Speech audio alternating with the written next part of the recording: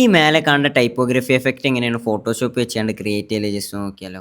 First ഒരു black ബാക്ക്ഗ്രൗണ്ടിൽ hope എന്ന് പറഞ്ഞുകൊണ്ടുള്ള ഒരു ടെക്സ്റ്റ് ആഡ് ചെയ്ത് കൊടുത്ത് ദെൻ അതിൻ്റെ നേരെ ലെയേഴ്സിൽ പോയിക്കാണ്ട് റൈറ്റ് ക്ലിക്ക് അടിക്കുക, സ്മാർട്ട് ഒബ്ജക്റ്റ് ആയിക്കാണ്ട് കൺവേർട്ട് ചെയ്യുക.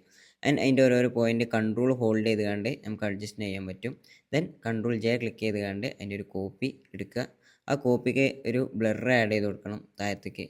അപ്പോൾ നേരെ ഫിൽറ്റർ പോവുക, blur gallery, path blur.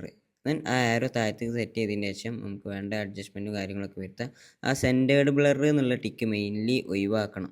And okay കൊടുക്കുക. അവിടെ ലെയർ പാനലിൻ്റെ അടിയിൽ ഗ്രേഡിയൻ്റ് ഓവർലേ എന്ന് പറഞ്ഞിട്ട് ഒരു ഓപ്ഷൻ ഉണ്ടാവും, അത് ക്ലിക്ക് ചെയ്യുക. ദെൻ നമുക്ക് വേണ്ട ഗ്രേഡിയൻ്റ് അപ്ലൈ ചെയ്ത് കൊടുക്കുക. ദെൻ ആൾട്ട് ഹോൾഡ് ചെയ്തുകൊണ്ട് അതിൻ്റെ അടിയത്തെ ലെയറിൽ നേരെ ഡ്രാഗ് ചെയ്തുകൊണ്ട് അപ്ലൈ ചെയ്യുക. ആൻഡ് അടിയത്തെ ആ ബാക്ക്ഗ്രൗണ്ട് ബ്ലാക്ക് കളർ നേരെ സ്മാർട്ട് ഒബ്ജക്റ്റ് ആയിക്കൊണ്ട് കൺവേർട്ട് ചെയ്യുക. ദെൻ അതിനൊരു ആഡ് നോയ്സ് കൊടുക്കുക.